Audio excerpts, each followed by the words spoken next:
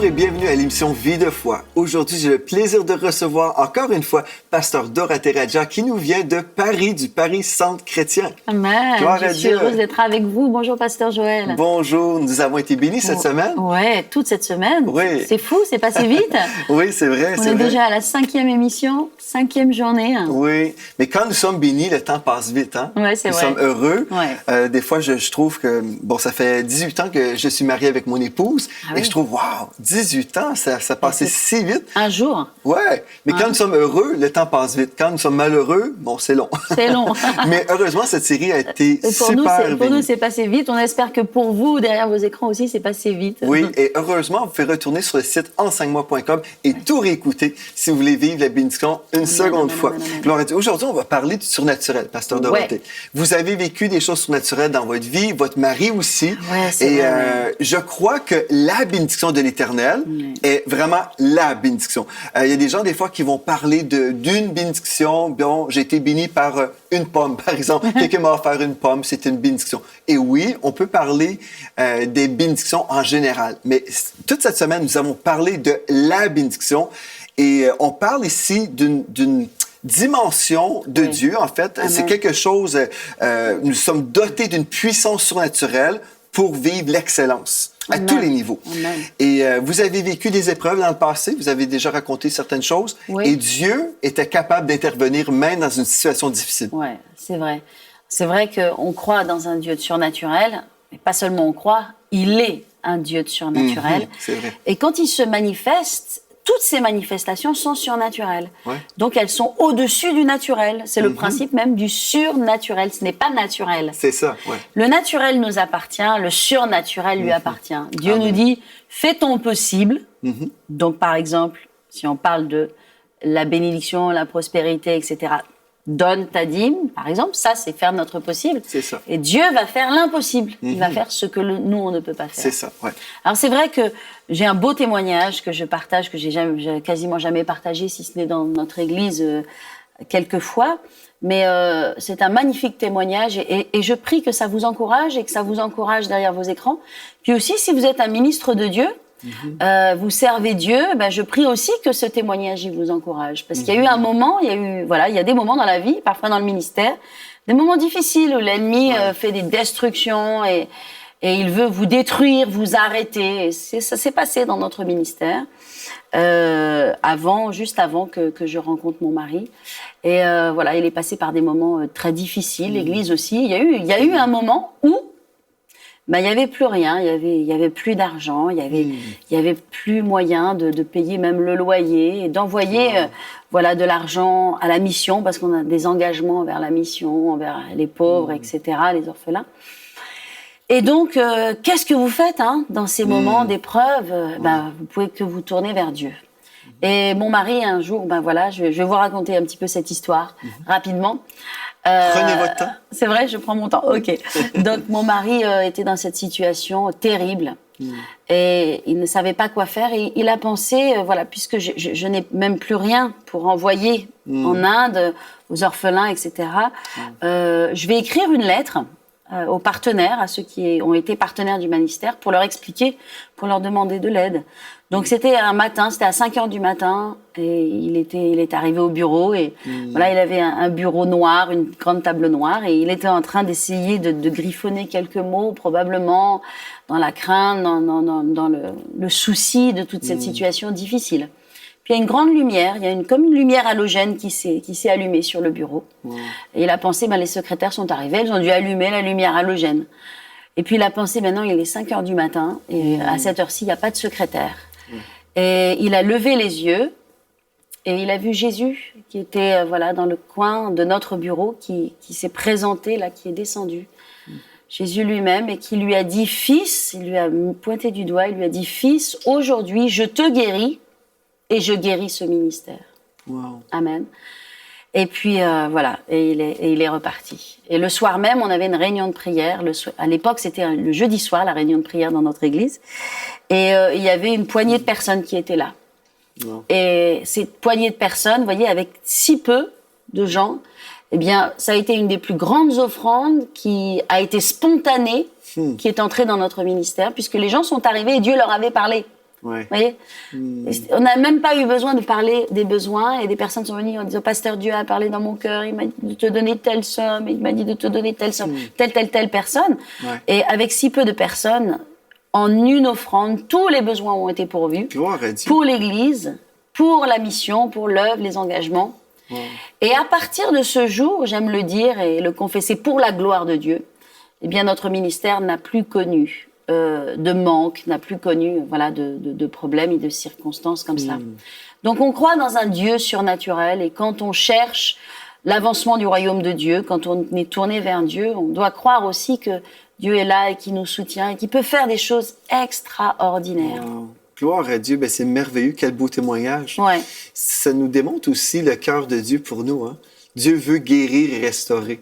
Ouais. Moi, je trouve ça tellement merveilleux. On voit le cœur de Dieu. Et il y a des fois des gens dans la tradition qui enseignent que Dieu veut qu'on soit malade, Dieu veut qu'on soit pauvre. Mais là, vous avez la parole de Dieu, oui, qui est là, mais vous avez même eu cette confirmation de Jésus lui-même qui exprimait son cœur. Oui. Et je vais vous raconter mon témoignage aussi. Allez, oui. En 2004, mes amis à la maison, ceux qui sont des réguliers de l'émission Vie de foi, vous connaissez déjà un peu mon histoire. J'ai passé une semaine à Vie de foi pour raconter l'expérience que j'ai vécue. Mais quand j'ai été ravi en esprit concernant l'appel pour le peuple francophone, ce que Jésus m'a donné dans ma main droite, en fait, c'était une barre comme lingot d'or dans ma main droite. Et dans ma main gauche, c'était un fruit qui ressemblait à une pomme. Ah. Mais c'était un fruit blanc qui brillait. C'était dans ma visitation en 2004.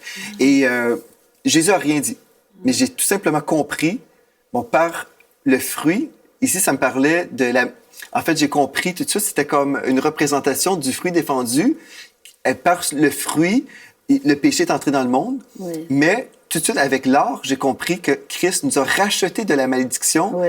Et là, maintenant, je devais prêcher la bénédiction. Amen. C'est ce que j'ai vécu comme message, ou ce que j'ai reçu de Jésus comme mandat pour le peuple francophone. Gloire c'est spécial, que la malédiction a été renversée. Amen. Et puis, Jésus n'a rien dit, mais il m'a donné ces deux objets-là dans mes mains.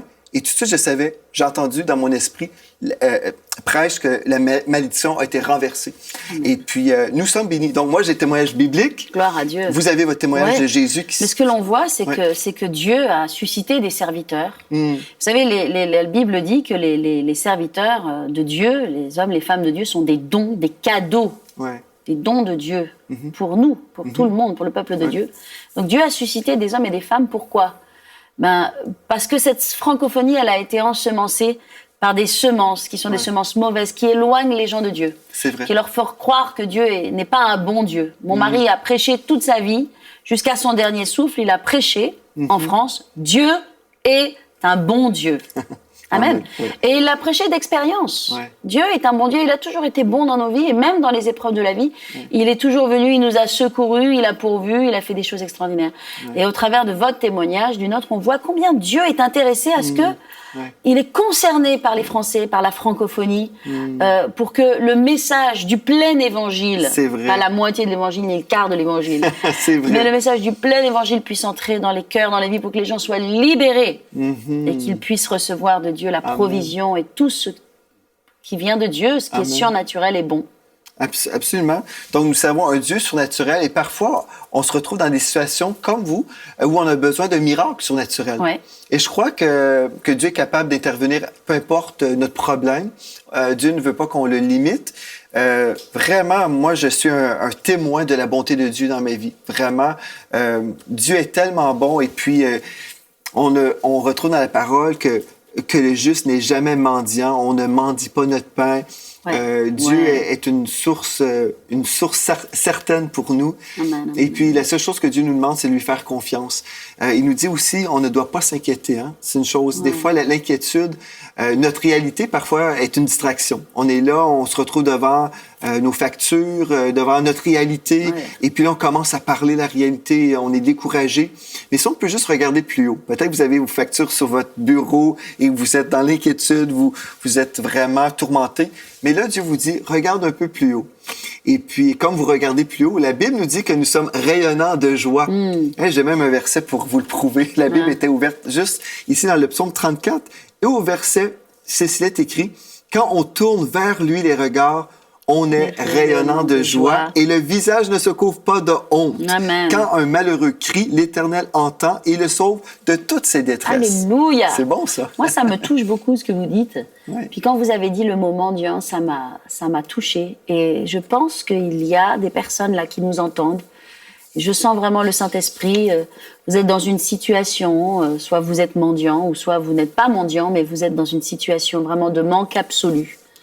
Alors on veut prier pour vous. Amen. On veut prier pour vous, vraiment, pour que Dieu ouvre un chemin et Dieu vous conduise pour que vous puissiez entrer vraiment dans la bénédiction de Dieu, parce que chaque enfant de Dieu mérite et il a droit à la bénédiction de Dieu. Et Amen. aussi dramatique puisse être votre situation, Dieu peut changer votre histoire. Amen. Et je crois que Dieu va changer votre histoire.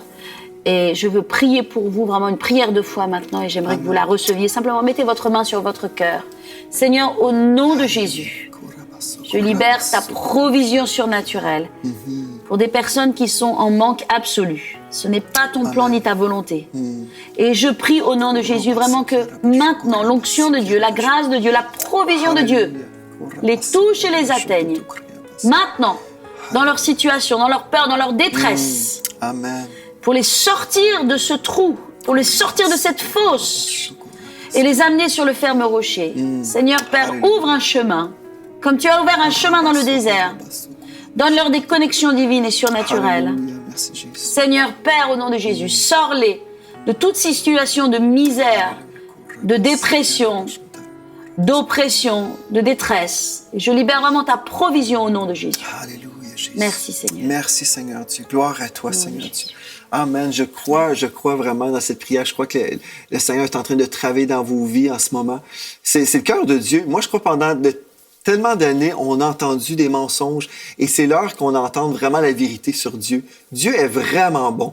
Vraiment, Amen. j'aimerais vous dire, Dieu est bon. Je me souviens quand j'ai commencé dans le ministère, j'ai dit à mon père à l'époque, j'ai dit, papa, j'ai reçu un slogan pour mon ministère. J'ai dit, Dieu est bon. Mais en fait, j'ai raconté le slogan, mais mon père m'a dit, tu ne peux pas utiliser ce slogan-là. C'est Oral Roberts qui l'a déjà démarré. Attendez-vous de recevoir quelque chose de Dieu. Ouais. Pourquoi pas?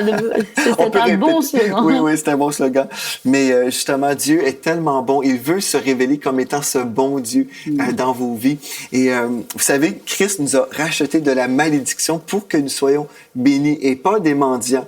Et si aujourd'hui, comme vous êtes dans la foi, là, bien, j'aimerais vous encourager, demeurer dans la foi. Il y a un texte dans la parole de Dieu, dans Deutéronome 15 et au verset 11, il est écrit « Il y aura toujours des indigents dans le pays, c'est pourquoi je te donne ce commandement, tu ouvriras ta main à ton frère, aux pauvres et à l'indigent dans ton pays. » Donc maintenant, ce n'est plus à vous de recevoir, c'est à vous de donner. Je crois que si vous avez capté là, par la foi cette prière, vous l'avez reçue dans votre cœur, vous croyez dans la provision de Dieu, maintenant, commencez à vous voir comme Dieu vous voit. Vous êtes une source de bénédiction. Amen, c'est une chose, amen, des fois, on amen, se voit toujours comme « Ah, je suis le mendiant ». Non, Dieu vous appelle maintenant à vous voir comme étant un outil, un instrument entre ses mains pour aider votre prochain. Et dans le psaume 37, au verset 25, il est écrit « J'ai été jeune, j'ai vieilli, et je n'ai point vu le juste abandonné, ni sa postérité mendiant son pain. » Amen. Gloire à Dieu. Donc, Dieu vous appelle à croire ce texte-là aujourd'hui. Et un autre texte, Galates 4, 7. « Ainsi donc, tu n'es plus esclave, mais fils, et puisque tu es fils, tu es héritier des biens promis grâce à Dieu. » Donc, on peut se voir comme étant des fils de Dieu. Wow. Ça élève, hein? Ça fortifie des héritiers. Ouais. Héritiers et co-héritiers avec Christ. Ouais. C'est C'est merveilleux. un beau programme, hein? Ouais. Vraiment, Dieu est bon pour nous, assis avec Christ dans les lieux célestes, béni de toute bénédiction spirituelle dans les lieux célestes. Amen. Ouais. Mais la tradition dit, bien, Pasteur Dorothée, on ne peut pas croire ces choses parce qu'on doit être dans l'humilité. Mais en fait, l'humilité, là, c'est de croire ce que Dieu a dit, n'est-ce pas? Amen, amen, amen. Absolument.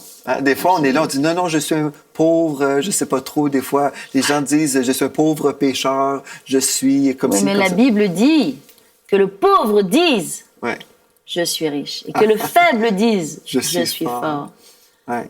Donc, pour être humble, pour marcher vraiment dans l'humilité, on doit croire ce que Dieu dit et on ne dit pas ce qu'on ressent. Parce que l'ennemi va vouloir nous faire croire toutes sortes de mensonges. Il veut aussi qu'on s'accorde avec lui. Il va dire non, tu es indigne. Mais en fait, moi, j'ai prêché dans notre église. J'ai dit, nous ne sommes plus des pécheurs.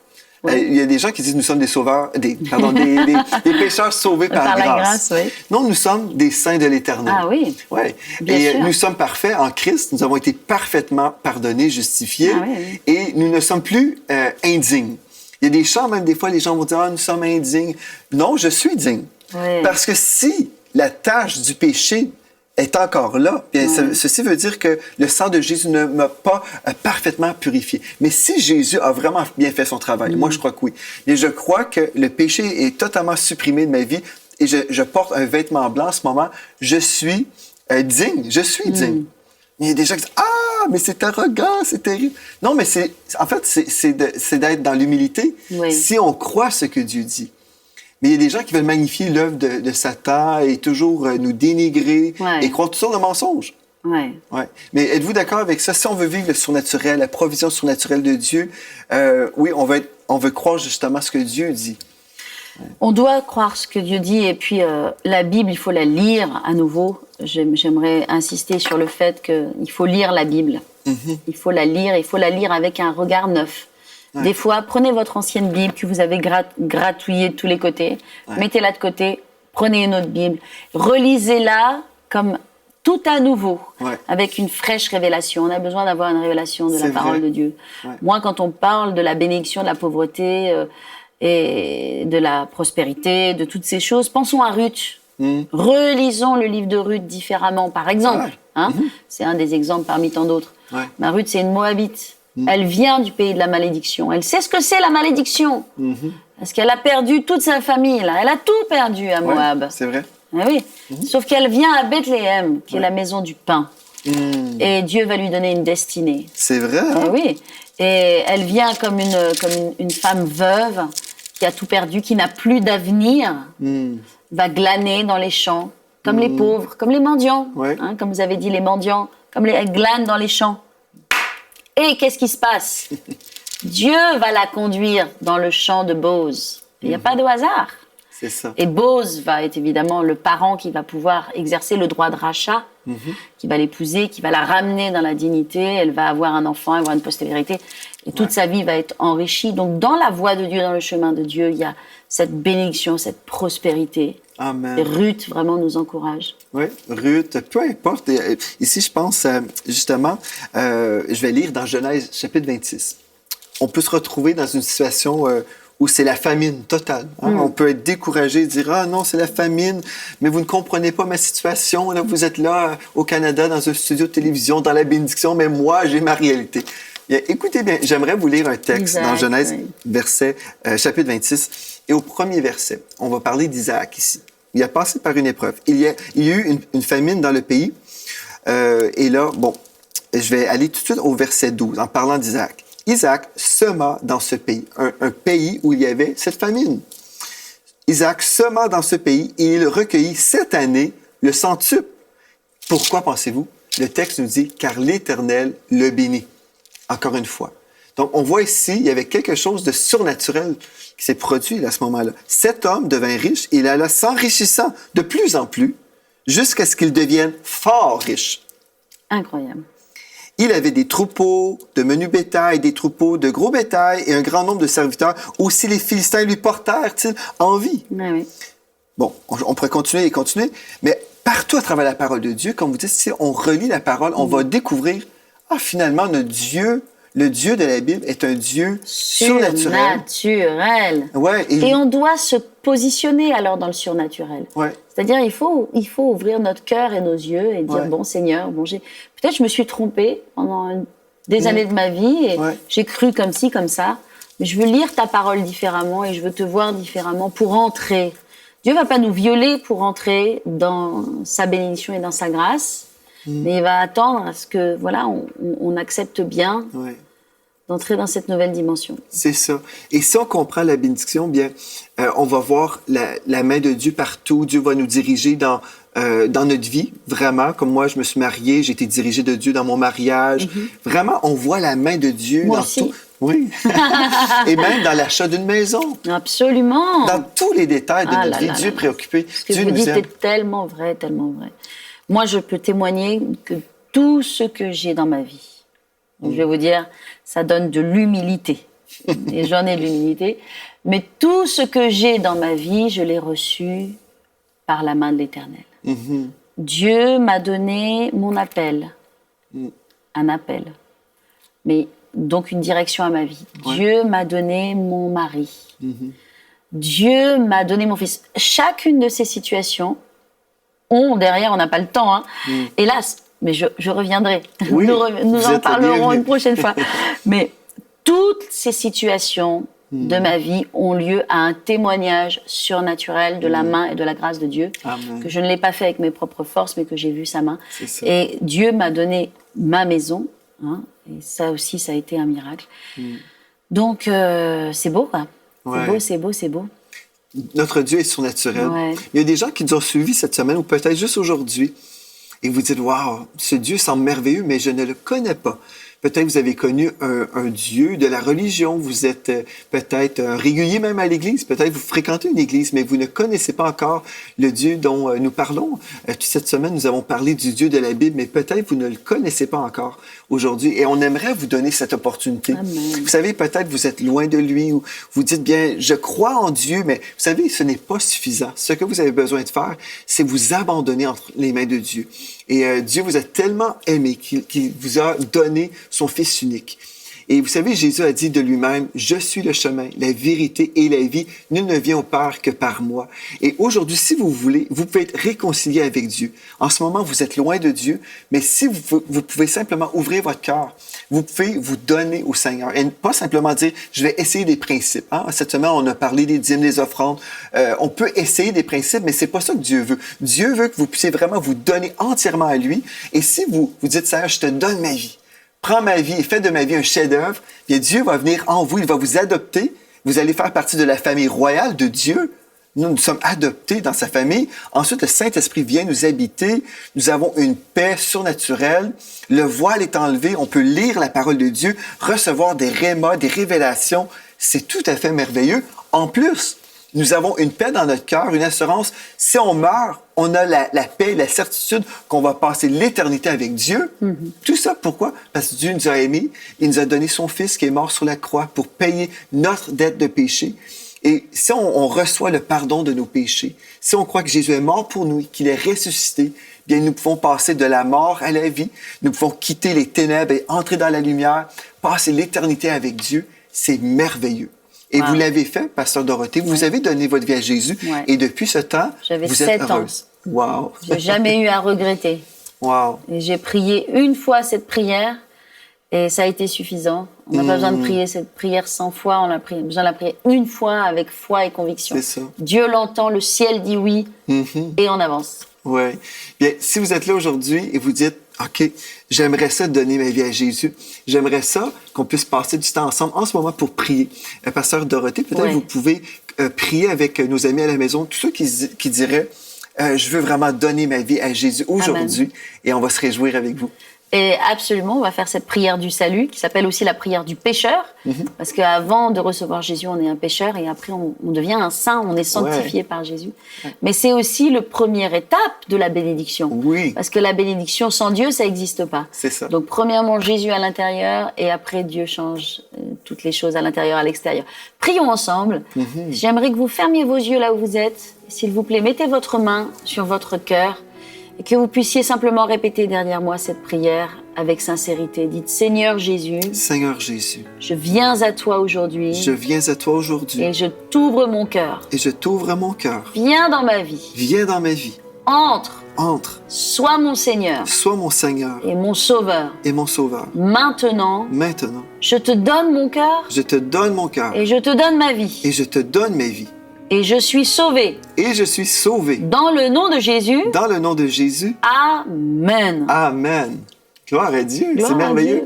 Et si vous avez fait cette prière avec sincérité, gloire à Dieu, bienvenue dans la famille royale de Dieu. Oui, c'est merveilleux. Nous faisons partie de la famille royale de Dieu. N'est-ce pas merveilleux? On était des mendiants, des pauvres pécheurs, mais maintenant, nous sommes des co-héritiers avec Christ. Et nous sommes en route vers le ciel et nous pouvons vivre une vie surnaturelle, une vie bénie. Nous pouvons appliquer les lois spirituelles de Dieu et les voir fonctionner dans nos vies. C'est merveilleux. J'aimerais ça vous encourager. Si vous avez fait cette prière avec Pasteur Dorothée, pouvez-vous m'écrire, s'il vous plaît? J'aimerais ça vous inviter. Écrivez-moi à videfoi@enseigne-moi.com, videfoi@enseigne-moi.com. Et ensuite, on va vous écrire pour vous aider dans votre marche chrétienne. On a un programme qui s'appelle le Disciple victorieux et on va vous aider à découvrir comment ça fonctionne, cette vie chrétienne-là. Ce n'est pas trop compliqué, mais c'est important d'avoir les bases. Vraiment, c'est important pour vous d'établir maintenant de bons fondements pour votre vie chrétienne. Donc, le cours, le Disciple victorieux, va vraiment vous faire une présentation de la vie chrétienne, la vie de prière, l'importance de l'Église locale, l'importance de la parole de Dieu et toutes ces bonnes choses dont vous avez besoin pour devenir des chrétiens victorieux. Et certainement, on veut vous encourager à vous trouver une bonne Église locale qui prêche la parole de Dieu. Si vous êtes dans la région de Paris, Pasteur Dorothée, certainement, vous aimeriez rencontrer les gens qui ont prié avec vous. Absolument. C'est sûr, vous pouvez nous rejoindre. Notre église est à La Courneuve, donc dans le 93. Et elle s'appelle Paris Centre Chrétien. Et nous avons un site, www.pariscentrechrétien.com. C'est tout simple. Gloire à Dieu. Et puis, si vous êtes dans la région de Paris et vous souhaitez aller dans l'église du Pasteur Dorothée, on va se réjouir. On va vous envoyer également les courriels de toutes les personnes qui se sont données. Ce sera un plaisir de prier pour ces personnes et de les suivre et de les appeler, d'être en relation avec eux pour les aider dans leur marche avec Christ. Gloire à Dieu. Et si vous êtes un chrétien, mais vous ne fréquentez pas d'église, vous savez, il y a toujours des gens, des fois, sur Internet, à la télévision, qui sont là, qui vont suivre des émissions chrétiennes, mais qui ne sont pas forcément dans une église locale. C'est la volonté de Dieu pour vous d'être connecté avec le corps de Christ. Dieu ne nous appelle pas à être tout seul, isolé dans notre coin. Des fois, on a eu des blessures, il y a toutes sortes de raisons. Des fois, les gens veulent se rester à l'écart, mais Dieu vous appelle à vraiment franchir ce seuil de...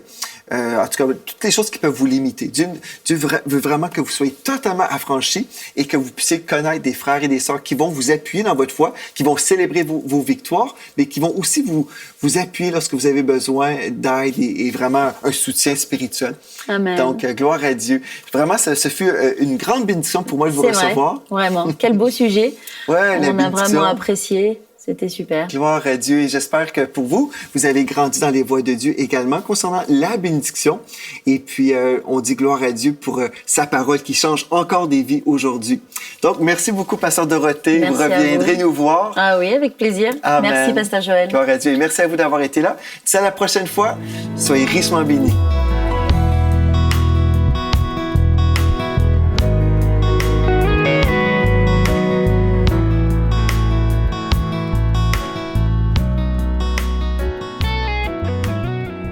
Cette émission est rendue possible grâce au précieux soutien des partenaires d'Enseigne-moi Canal International.